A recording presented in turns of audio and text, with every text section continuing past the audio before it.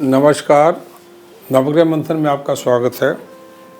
मैं सुरेश कौशल इस कार्यक्रम में धर्म, पर्व, ज्योतिष, ग्रह, नक्षत्र इत्यादि विषयों पर बातचीत करता रहता हूँ।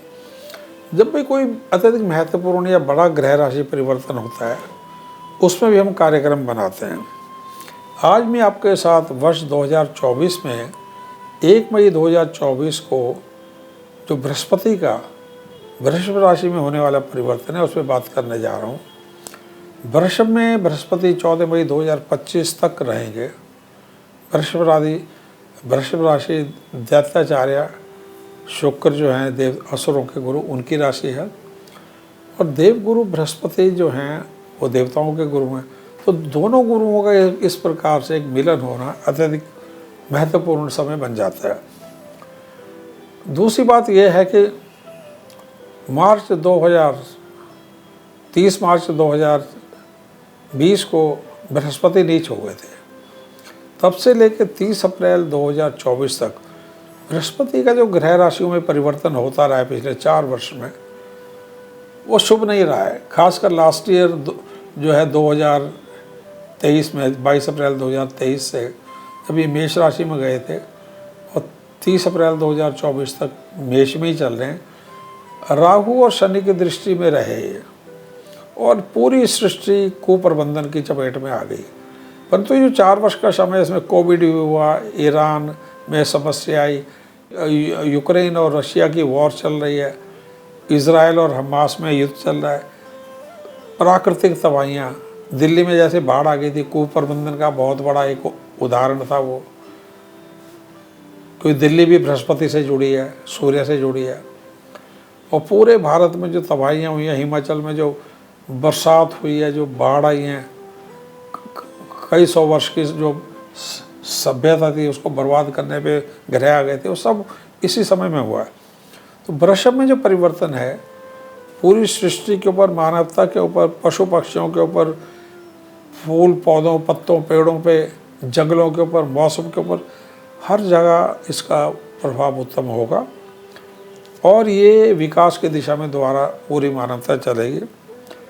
और ये इसलिए भी होगा क्योंकि असुर राशि हैं, यद्यपि असुरों की राशि है, देवगुरु शुक्र की राशि है, तो जो नक्षत्र हैं कृत्तिका, रोहिणी और मृगशिरा, एक चरण कृत्तिका का, पूरी रोहिणी नक्षत्र, और उसके बाद 2 जो हैं मृगशिरा के 2 चरण, सूर्य, चंद्र और मंगल के नक्षत्र होने से ये भ्रमण जो है, इनके परम मित्र हैं ये तीनों ग्रह, अत्यधिक शुभ है। इसलिए परिवर्तन की दिशा में पूरी मानवता को आने वाले 3-4 साल के लिए लेके जा रहा है। लगन के ऊपर बात कर रहे हैं हम, ठीक है। परंतु इस बात से पहले यदि आपने हमारे नवग्रह मंथन चैनल को सब्सक्राइब नहीं किया तो बेल आइकन बटन दबा के सब्सक्राइब कर लें, इसको लाइक करें, इसको सुनें, अपने कमेंट्स दें और इसको फॉरवर्ड करें। हर लगन के लिए बात कर रहे हैं। अब मैं आपके साथ तुला लगन के ऊपर इस ग्रह राशि का क्या परिवर्तन होगा, यह बात करने जा रहा हूँ। आपका तुला लगन है या नहीं, इसको जानने समझने के लिए क्या करें, अपना जन्म का समय, तारीख, वर्ष, स्थान और महीना, पूरी सूचना ज्योतिष से जुड़े किसी कार्यक्रम में फीड कर दें। यदि ऊपर के खाने में तुला, लिब्रा या 7 नंबर लिखा तो समझिए आपकी बात हो रही है। अन्यथा यदि नाम का अक्षर कोई इनमें से एक है तो भी आपकी बात हो रही है। क्या है नाम का अक्षर? रा, री, रू, रे, रो, ता, ती, तु, ते। तुला लगन में गुरु जो है सप्तम से अष्टम भाव में जा रहे हैं। कोई बड़ा अच्छा परिवर्तन नहीं है। एक ही अच्छी बात है कि ये शनि की दृष्टि से बाहर हो जाएंगे। और सप्तम भाव में जा रहे थे, सप्तम भाव को खराब कर रखा था।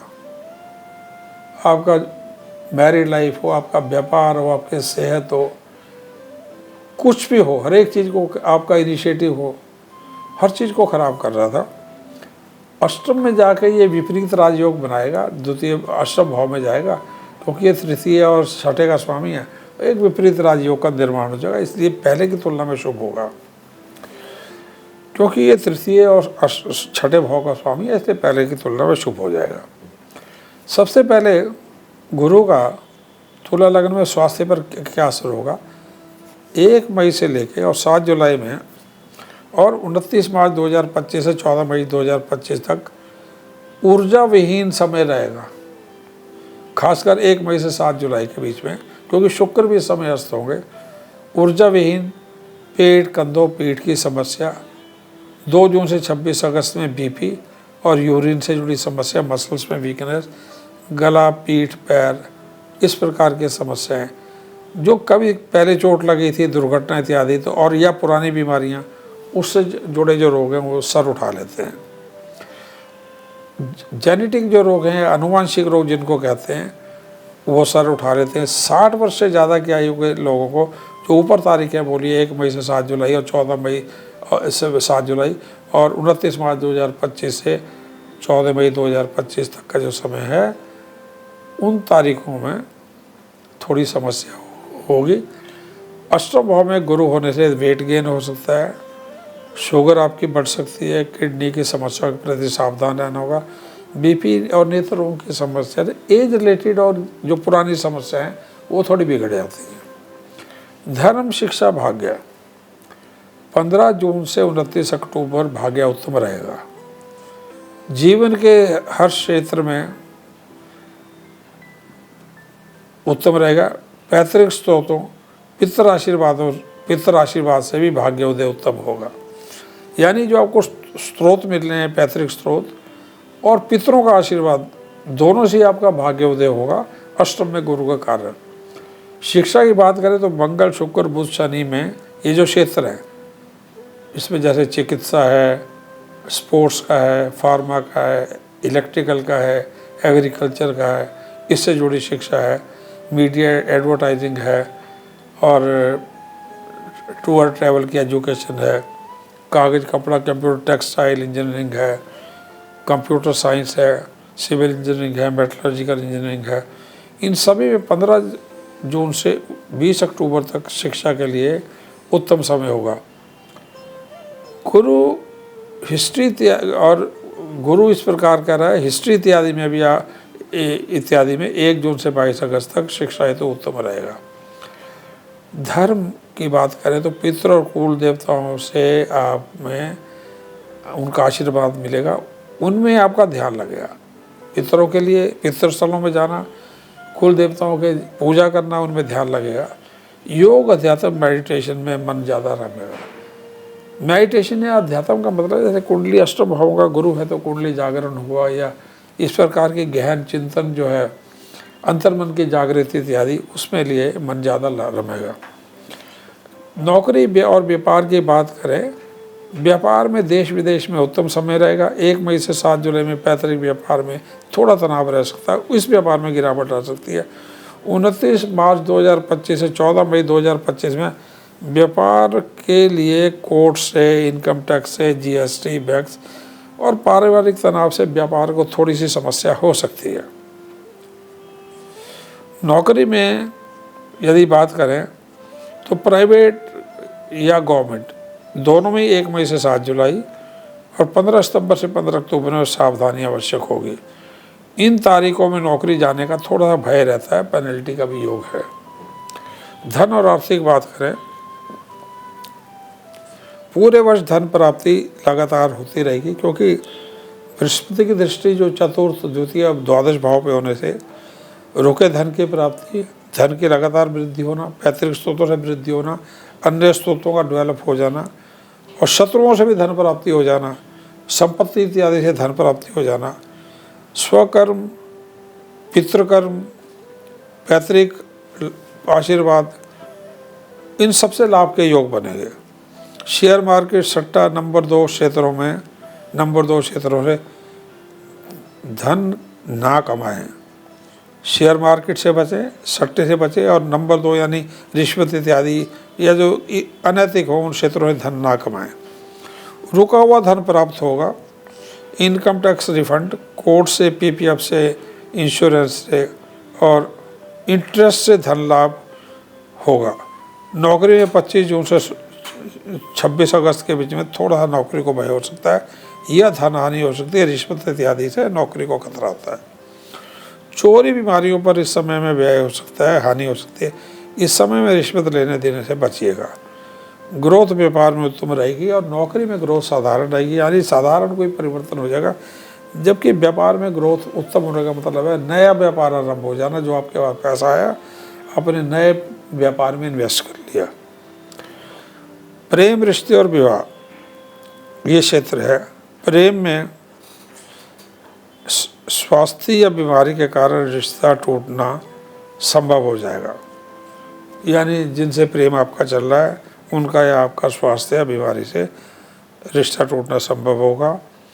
प्रेम में धोखा भी लग सकता है, क्योंकि तारा डूबा हुआ 1 मई से 7 जुलाई के बीच में प्रेम में धोखा लग सकता है। 2 जून से 26 अगस्त इस समय मांगलिक समय होगा, ये समय भी खराब है। इसमें दाम्पत्य संबंधों में मनमुटाव की संभावना है, इसमें भी प्रेम संबंधों में धोखा हो सकता है। खान पीन और धन का व्यवहार, आपका आर्थिक व्यवहार जो है दाम्पत्य संबंधों में उनको खराब कर सकता है। इसलिए खान पीन और धन को लेकर सौम्यता अत्यधिक आवश्यक होगी, वाणी पे सौम्यता आवश्यक होगी। बाकी जो संबंध हैं नौकरी में, व्यापार में, घर में, उनमें सावधानी आवश्यक होगी, क्योंकि मिसअंडरस्टूड ना हो जाए आप। उपाय: डायमंड, पन्ना, मूंगा, और यदि शनि महादशा इत्यादि चल रही हो तो नीलम धारण करने के लिए उत्तम समय वर्ष होगा 7 जुलाई के उपरांत। शनि का जैसे मंत्र ओम परापरि प्रोसा शनि नमः, गुरु का ओम ग्राग्री कौसा गुरुवे नमः, मंगल का ओम क्रांक्री कौसा भौमाय नमः, और केतु का मंत्र है ओम स्त्राम स्त्रीम स्त्रोम सा केतुवे नमः, या शुक्र का ओम दरादरी द्रोसा शुक्राय नमः। इनके उपाय आप 7 जुलाई के उपरांत, 1 मई से 7 जुलाई में किसी भी नए मंत्र को आरंभ ना करें, तारा डूबा हुआ है। हाँ, इनके दान आप कर सकते हैं जब तारा डूबा है। पितरों का ध्यान करके दान कर सकते हैं, काले उड़द, चने की दाल, गुड़ और कंबल। सबसे बड़ी ध्यान रखने की बात यह है, गुरु अष्टम भाव में जा चुका है, अपने आपके पितरों से संपर्क कर रहा है। ये पिछले जन्म के आपको शुभ प्रभाव देने जा रहा है। बृहस्पति, जैसे मैंने कहा था, गायत्री का स्वामी है, और किसी भी गायत्री के लिए, क्योंकि जैसे गायत्री मंत्र 2 लोगों को ये विश्वास है कि गायत्री मंत्र है ओम भूर्भुवः स्वः तस्सवितुर्वरेण्यं भर्गो देवस्य धीमहि धियो यो न प्रचोदयात्। परंतु गायत्री के कई रूप हैं, नवग्रह भी गायत्रियों से जुड़े हुए हैं। तो नवग्रह गायत्री जो है उसमें आप जो है तुला लगन के लिए शुक्र गायत्री है, उसका जाप आपको अत्यधिक लाभकारी रहेगा, उसका जाप को अत्यधिक लाभकारी रहेगा, और उससे आपके सारे जीवन भर के जो समस्याएं हैं उनसे आपको लाभ मिलना शुरू हो जाएगा। आपका इनिशिएटिव, आपके शत्रु शांत, एक प्रकार से परोक्ष रूप से बगलामुखी मंत्र का लाभ दे देगा ये। तो क्या है शुक्र गायत्री मंत्र? ओम भृगुसुताय विद्महे दिव्यदेहाय धीमहि तन्नः शुक्रः प्रचोदयात्। ओम भृगुसुताय विद्महे दिव्यदेहाय धीमहि तन्नः शुक्रः प्रचोदयात्। ये मंत्र है। आप चाहें तो इस पे फोकस कर लें, इसको सेव कर लें, इसको ध्यान से देख के सेव कर लें, इसको पढ़ें। किसी भी शुक्रवार के या बृहस्पतिवार के दिन को आरंभ कर सकते हैं। पहले आप ओम वक्रतुंडाय हूँ या ओम गम गणपते नमः गणेश मंत्र की 1 माला कर लें, फिर ध्यान में जाकर इसको आरंभ करें। शुक्र गायत्री मंत्र आरंभ होने के कुछ दिनों के उपरांत आपको अपने कुंडली में, यदि कुंडली का थोड़ा सा भी आपके ग्रहों में संकेत मिलता है तो कुंडली में स्पंदन आरंभ हो जाएगा, आपकी वाणी में मिठास आनी शुरू हो जाएगी। आप मीडिया, एडवर्टाइजिंग इत्यादि से जुड़े तो आपका काम बढ़ने लगेगा।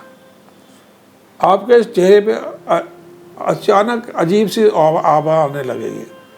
तो इसकी आप जो है जीवन पर्यंत 1 या 3 माला कर सकते हैं। भगवान कृष्ण का या सुर गुरु शुक्र का, दैत्याचार्य शुक्र, या भगवान कृष्ण का ध्यान करके, सरस्वती का ध्यान करके इसको आरंभ कर दें, आपका जीवन बदल जाएगा। सिर्फ एक ही बात का ध्यान रखना है, कोई भी गात्री मांसाहार मद्यपान से नफरत सी करती है, सिर्फ उससे बचें या बहुत कम कर दें। धन्यवाद, नमस्कार।